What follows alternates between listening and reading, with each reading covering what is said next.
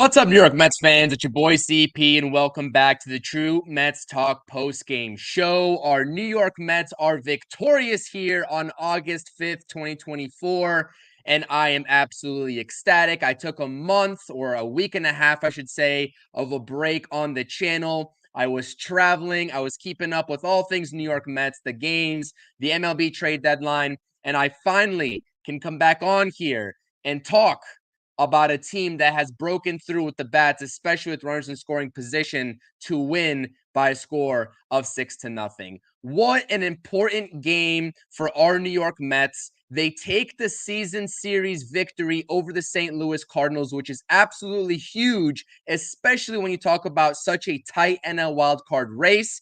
Carlos Mendoza's lineup change really propelled this Mets team to victory today, especially when you look at Tyrone Taylor and what he did in that 2 spot. And we are here talking about a New York Mets victory. Make sure you hit that thumbs up on this video, on this stream. Drop your comments in the live chat. Let me know what your confidence level in the live chat poll is with the New York Mets heading to Colorado. And we are here to talk a little bit about this Mets win. It's not going to be an extensive post-game show. I was debating whether to do one in general or not, but I figured I had a couple of minutes to spare to talk New York Mets baseball with you all. And of course, before we get into it, make sure you're following me. If you don't already, usually live tweeting games as much as I can over on X. And also, you can catch most of the highlights from these post-game shows over on my Instagram page. All of my handles are going to be the same handle at CPNYSports as my YouTube. Want to make sure I shout everybody out in the chat here. I got Brad, I got Lane, I got James, Bruce, I got Junior, my guy Junior, Daniel, G, Stanley, everybody. I appreciate that. Yes, please, James, subscribe and like if you haven't done so already. Bruce, I definitely agree with you 100%. Carlos Mendoza is amazing, and he makes all the proper adjustments, just like he did before first pitch today with this New York Mets lineup. And we got my guy John from Pure Journal and Sports. Salute to you. I definitely appreciate you. PAS is always in the house. Will, I appreciate you as well. But let's talk about this electric Mets victory, because as we stated in the pregame show, we were not happy. If you caught the vibe in the room from both Rob and myself, we were not happy with the way this offense had been performing over the last 2.5 weeks. And you know what? They broke through. But before we get into the offense, we need to have a discussion about Mr. Sean Manaea. Sean Manaea this season, first of all, in this game, lowered his ERA from 3.50 to a 3.30 ERA here in 2024. He is the first Mets left-handed starting pitcher since Johan Santana to have multiple 10 strikeout games in a season. And I believe he is only one of 3 Mets pitchers in franchise history to have back-to-back 10-plus strikeout games. Now, I saw that somewhere on X. Don't quote me on that. But listen, he made some history tonight, especially within this Mets organization. In his first year as a New York Met, he made some history. 6 hits, 7 scoreless innings, 10 strikeouts, 0 walks for Sean Manaea, and 102 pitches thrown. An absolute gem. And you take a look at what he did last time out against the Minnesota Twins in that victory, he continues to impress. And this guy, Sean Manaea, who was a very big question mark when David Stern signed him in the offseason, we were all talking about him and what his ceiling could be with this Mets organization. But if I went and told you that I thought he was going to produce this, I would be lying to you. Now, I knew he was going to produce, and I was confident in him as a back-end starter. You can go all the way back to my offseason content, but what he's doing right now is nothing short of spectacular for our New York Mets. And let's not forget, we have a rotation that needs arms to fill spots next season. Sean Manaea is most certainly, and I don't want to bring the mood of this postgame down with this statement, because the Mets, are right back on track. We're heading into Colorado. We're confident. Hopefully, you all are confident. I haven't checked the live chat poll just yet, but make sure you go ahead and vote. But I don't want to bring the mood down. Let's just say that Sean Manaea 100% is not going to opt into his deal for that second year with the New York Mets. With the starting pitching market as tough as it is in terms of the money that these pitchers make, even in prove-it contract years, Sean Manaea is scheduled to make $13.5 million. Now, obviously, we still have just about 2 months left in the season, so I don't want to jinx anything, and I don't want to jinx Sean Manaea because anything can happen between now and then. But at the end of the day, with the way that he's performed this season, he is most certainly going to opt out of that deal, and the Mets are going to have to pay him a contract. So I love what I'm seeing with Sean Manaea. Please, as soon as we watch Sean Manaea from now until the rest of the season, just keep it in the back of your heads that the Mets are going to have to make a decision on how far they want to go to retain him at the end of the season. But he is performing lights out. The sweeper, the fastball changing eye levels, everything has been working for Sean Manaea. He's abandoned the changeup ever since that lowly start in Miami, and he is just on a different planet right now. And that was very evident tonight in this 6-0 victory. The Cardinals lineup threatened on multiple occasions, but they just simply couldn't get it done, especially with runners in scoring position on their side.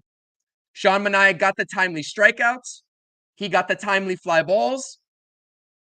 And he helped propel this Mets team to a much needed bounce back victory after that disappointing Angels series. Wow, what a performance. You got to tip your cap. Sean Manaea, tip your cap to Sean Manaea because this guy has been absolutely spectacular this season. Wow. He's almost leaving me speechless here. I mean, what you see on your screen, what more is there to analyze than that? Please tell me. I see D here in the chat saying Gelbs is the effing worst. Steve Gelbs, I'm not going to talk about Steve Gelbs. It's very hard to kind of fill in as a play-by-play commentator when you're not used to it, so I'm going to cut him some slack. No, he isn't the best, but let's cut him some slack here, honestly. But yeah, no, I hear what you're saying, D. JB Stearns chiming in here. Sean is pitching like an absolute ace, and I agree with you. It's such tough news to get on Kodai Senga. He makes his season debut.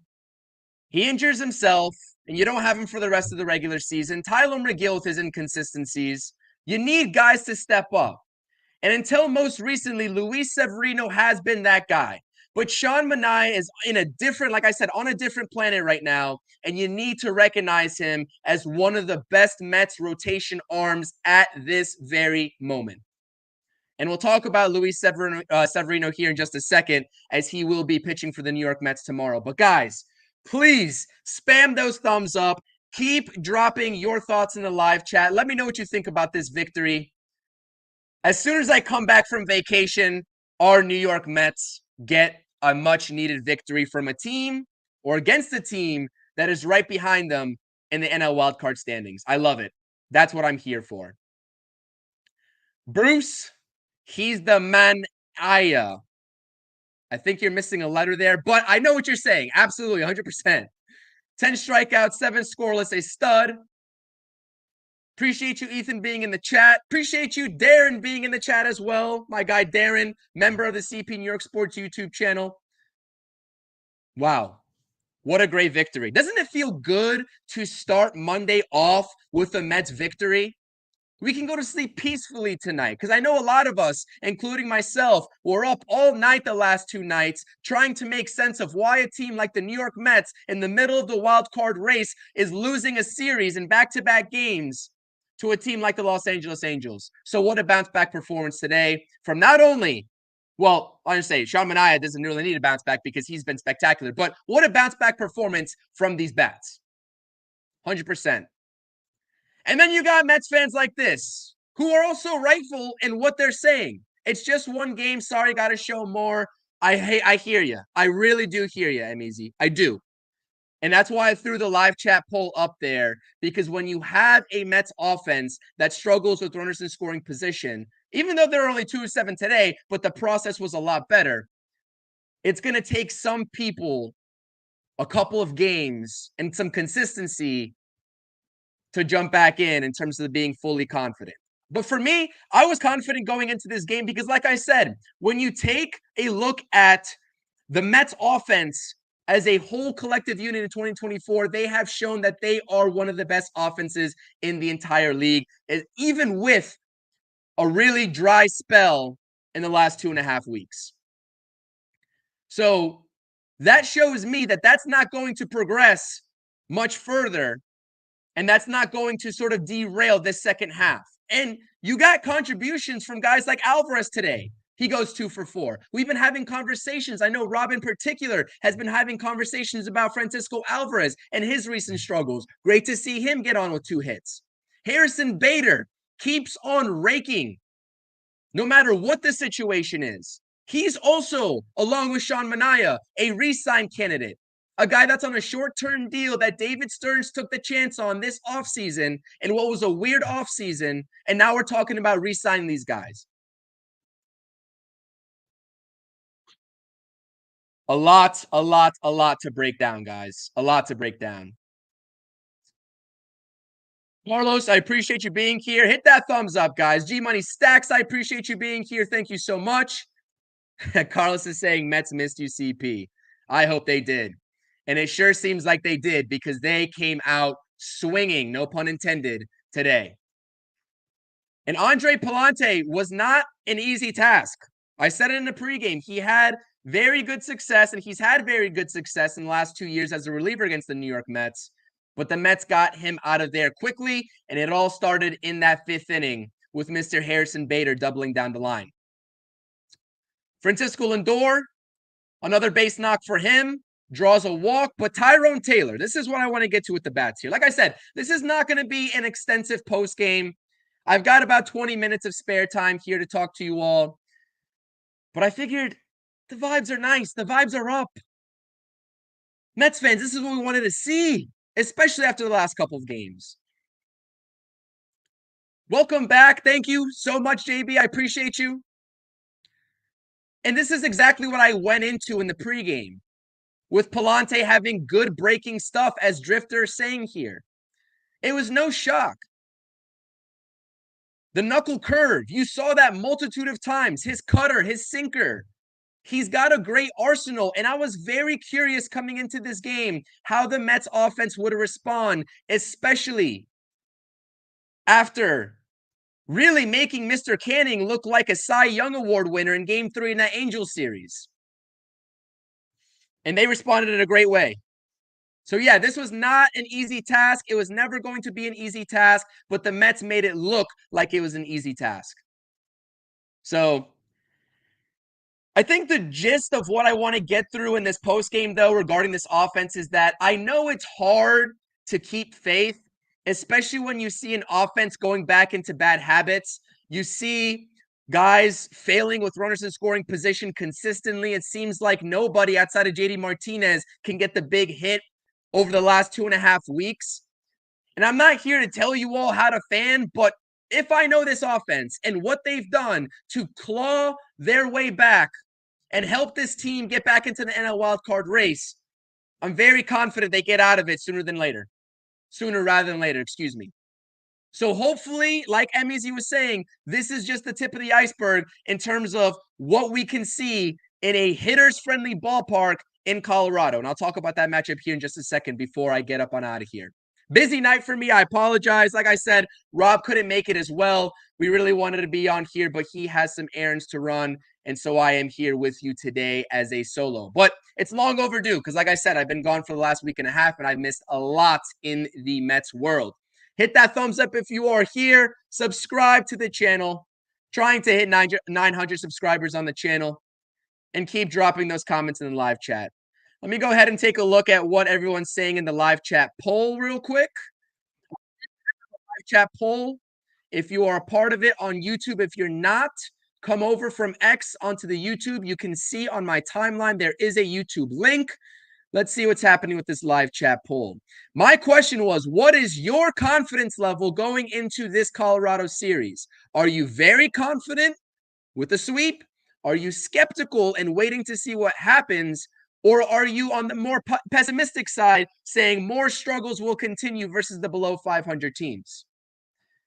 50% say skeptical, let's see what happens, and very confident. Those of you that are saying very confident, 47%. Keep on voting in that live chat poll. Spam your votes.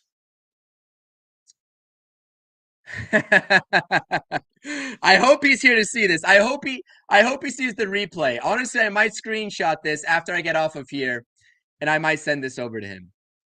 Rob is probably hiding from Alonso. Pete Alonso, 1 for 3 today, drew the walk. He honestly should have had a second hit, according to Steve Gelbs. I really didn't see it myself. I was running some errands. I was listening to the broadcast, but it would seem like Pete Alonso stretching a single into a would-be double. The Mets challenged and were unsuccessful, would have been a second hit of the night. But unfortunately, he only goes 1 for 3. But how about his pre-game comments to the media? That kind of irked me just a little bit. And those of you all who know, I will get on Pete Alonso when it's time to get on Pete Alonso. And it's been time to get on Pete Alonso with his struggles and his inconsistencies and his overall bad at-bats. But I'm a big Pete Alonso fan. But what he said in the pregame struck me a little bit oddly. He was asked about his season in total, about the upcoming, I guess, contract negotiations, etc., and his struggles so far in 2024. And he said something along the lines of, and he doubled down on it, that he's having a good season in his mind because he made the All-Star team. He's on pace for 40 home runs, etc. I'm not quoting him directly, but you know what I'm getting at. Those comments are not what you want to hear, especially when half of this fan base, or more than half of this fan base, is calling for you to play better. You can't try to outsmart the fans with some statistics and an all-star appearance and saying that you're playing well, in your opinion, when us fans know that's not the truth. And that's the only thing that I'm going to say on this topic. That's the only thing that I'm going to say, because those pre-game interview comments struck me a little oddly. So yeah, that's not what you want to hear. So I hope he's still motivated. I hope he's still hungry, because he's going to have a lot left to do in this season to earn a big contract from the New York Mets or wherever he goes. So shout out my guy Ricardo. Appreciate you being a part of the True Mets Talk postgame show. Also a member of the channel. Guys, if you haven't checked out channel memberships, you get special perks and special emojis during these live streams. Make sure you check out the channel memberships as soon as you are done watching this stream. I got my guy Junior Swingman in here, always supporting. Rockies playing spoilers will be tough to beat. Also, Sevy never pitching well at Coors could definitely be a factor. 100%. We'll get into that here in just a second. But I just want to round this sort of segment out by saying how proud I am of this Mets team. Now, we're all probably, as Mets fans, scoreboard watching the Diamondbacks, who the Mets are chasing after right now. Last time I checked, someone update me if I'm incorrect, are 2-2 with the best team record-wise in the league, the Cleveland Guardians. So we are scoreboard watching, and the Phillies play later tonight, 10 p.m. versus the Los Angeles Dodgers. The Mets have made up some pretty serious ground in the NL East. Now, I'm not going to say anything in terms of catching up to the Phillies. I know Rob is pretty confident that's going to happen, but it's a wait-and-see game there. The Mets are still 8 games back, or 7.5 games back after this victory. So we'll see what happens. But yeah, going into this Colorado series, it always seems inevitable that the Mets play down to their competition. It always seems inevitable. Most recently, we saw it with the Los Angeles Angels series. We've seen it earlier this season with the Miami Marlins, who are always a thorn in the Mets' sides.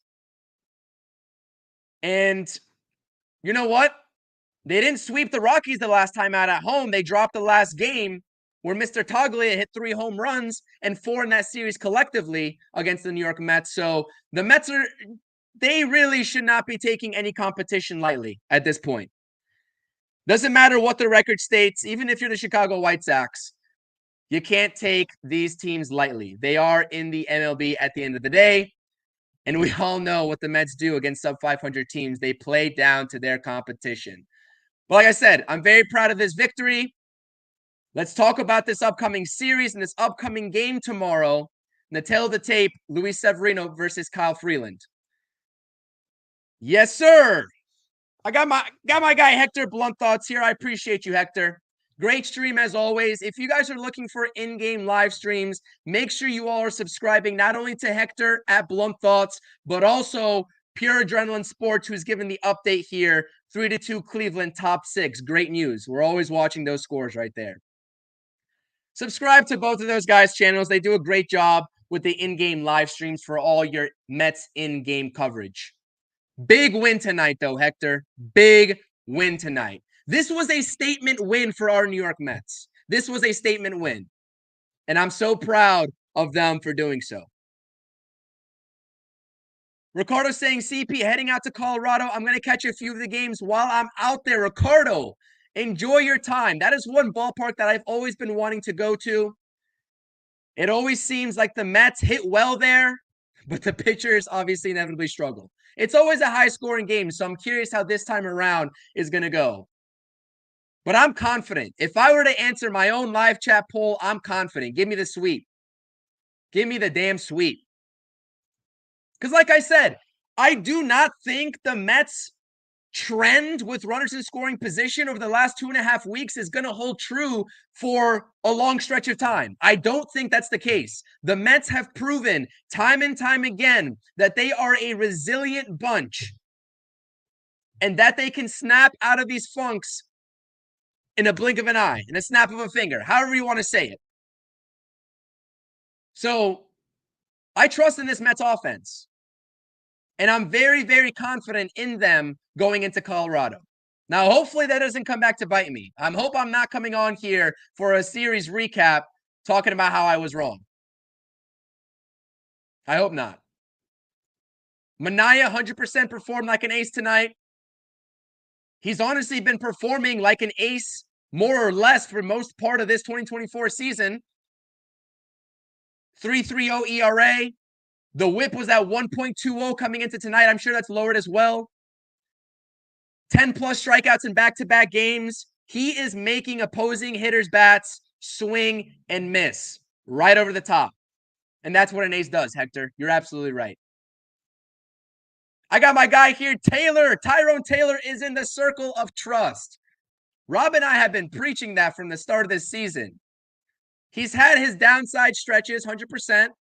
But Tyrone Taylor has been an absolute stud when you look at him in the perspective and the lens of a fourth outfielder. And David Stearns, another David Stearns player that he brought in this offseason, helping this Mets team win ball games.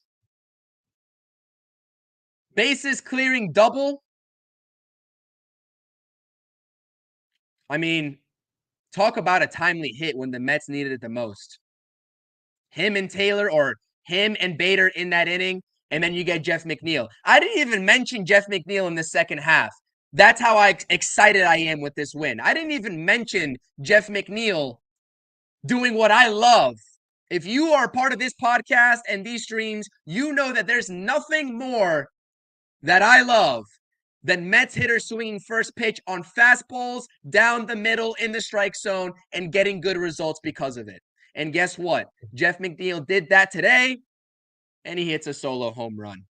He is on a rampage so far in the second half, and I'm absolutely here for it. Absolutely here for it. But yeah, Luis Severino versus Kyle Freeland. Kyle Freeland, 5.64 ERA so far this season. He's pitched better in his last 5 games, outside of maybe one rocky start against the Giants.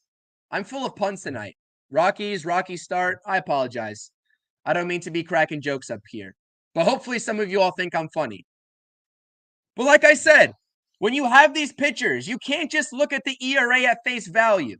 Look at the trends of their season, especially in the last 5. How have they fared? What do they possess in their arsenal? Because guess what? Everybody in the MLB at this point, with a few exceptions, has a slider at the major league level. And so does Kyle Freeland. But his slider happens to be his worst pitch. So when you talk about a guy in Pete Alonso that perpetually struggles against sliders so far in 2024, that's a matchup everybody should be watching out for. Opposing hitters are hitting over 380 on Kyle Freeland's slider. I don't even want to look at what Pete Alonso is hitting against sliders this season. I just know it's not good. So hopefully he figures it out. Hopefully he figures it out. Surfile player asking me, how was Maine? I was just out there in South Bristol for a month, going back in October, guys. If you guys haven't gone out to Maine, beautiful state, wonderful state. I thoroughly enjoyed my time. Not to get off topic here, but I thoroughly enjoyed my time. Thank you for asking me. And anybody who's been wanting to get out there, please do it. It's a beautiful state. Beautiful state. But yeah, guys, like I said, back to the Mets here. 3-game set versus Colorado. This is where you need to take advantage of your schedule. We say it all the time. We always talk about taking one game at a time. I understand that the Rockies have some dangerous hitters in that lineup. Mr. Toglia, like I just mentioned, hit 4 home runs last time out at Citi Field against our New York Mets. 3 in one game. They have some talent over there. Every team has talent. Even the White Sox, well, let me not go that far. I don't know if they have talent. But every other team in this league has talent. Luis Severino, also, let's keep an eye out on him. Velocity's been a touchdown with Luis Severino. Last time out against Minnesota was a start to forget for Mr. Luis Severino. And I'm still high on Luis Severino, but what I saw in that Twins game did concern me just a little bit. Everything was flat. He had no command. And he was not fooling anybody in his 3 total innings pitched against the Minnesota Twins. So I'm looking to see how he bounces back, as someone said in the chat, in a stadium where he has not fared well in his career. Where not many pitchers fare well in their careers. With the altitude and everything else combined. How does Luis Severino bounce back? Because we're also having conversations about whether we're extending Luis Severino or not. I said that I would a couple weeks ago, and I'm going to maintain that statement. I really am until further notice. If he falls off a cliff from now until the end of the season, which I don't foresee happening, but let's just say it happens, I'll say that I'm wrong. But I think Luis Severino should be back next year. Sean Manaea, also, not a question in my mind, should be back. Should probably retain those 2 guys and go out there and sign another pitcher.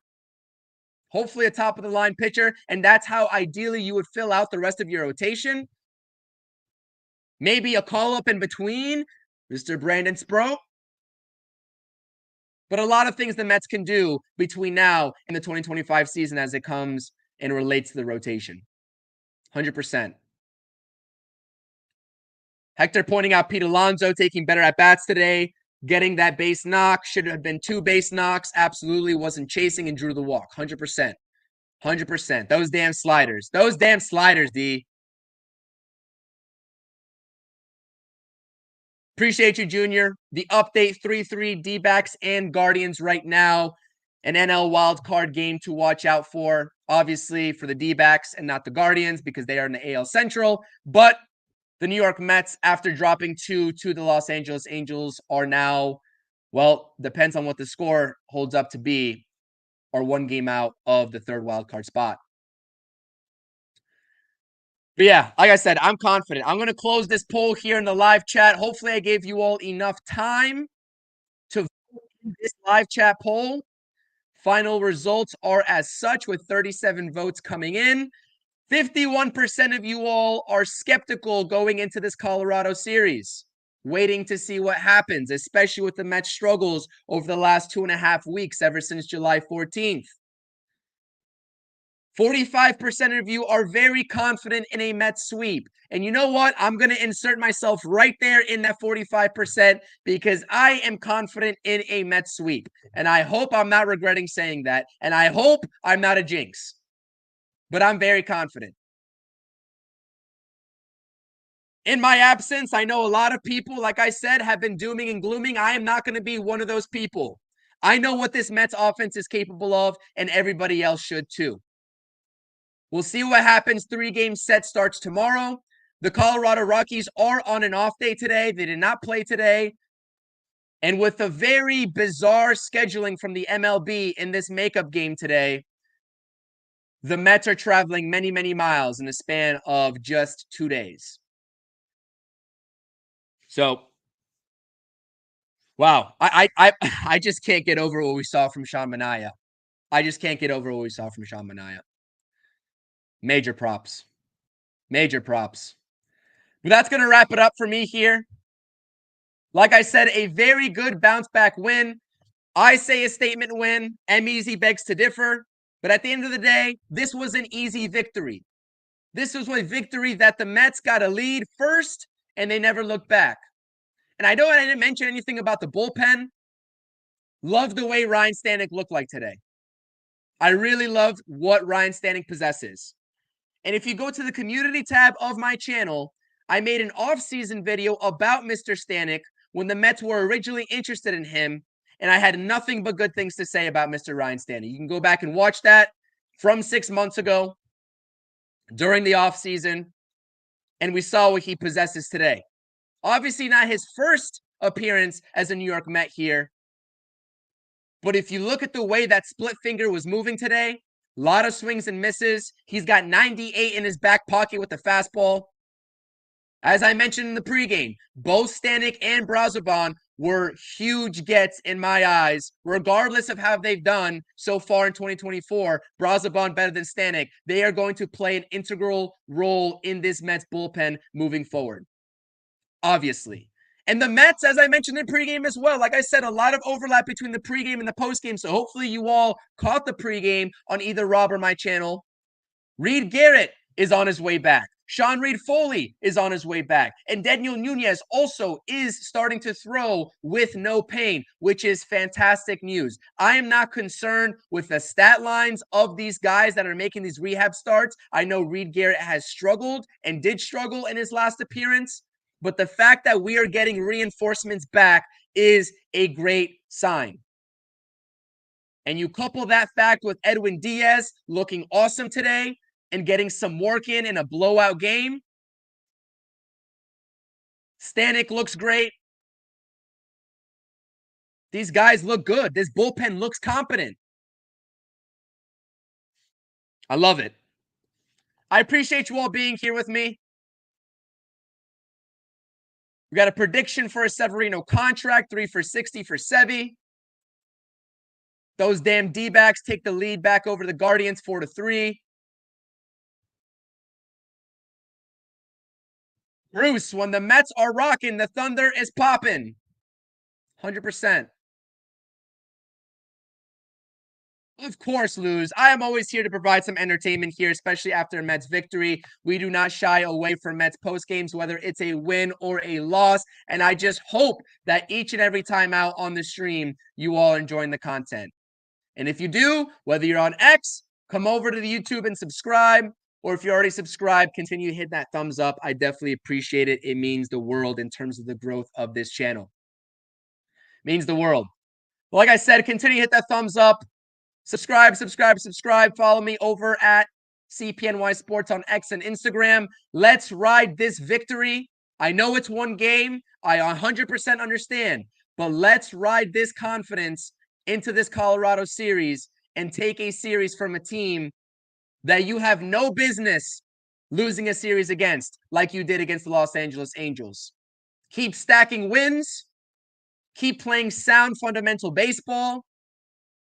And this manager, Carlos Mendoza, this guy right here that you see on your screen, continues to make the best decisions that are in the best interest of this Mets team. And you saw that with the lineup change tonight. Let's go Mets. We'll see you all tomorrow for some Mets coverage. Peace. Thank you for watching the True Mets Talk podcast. Make sure you're tapping on that notifications button and checking out all the latest content on the channel. Thank you.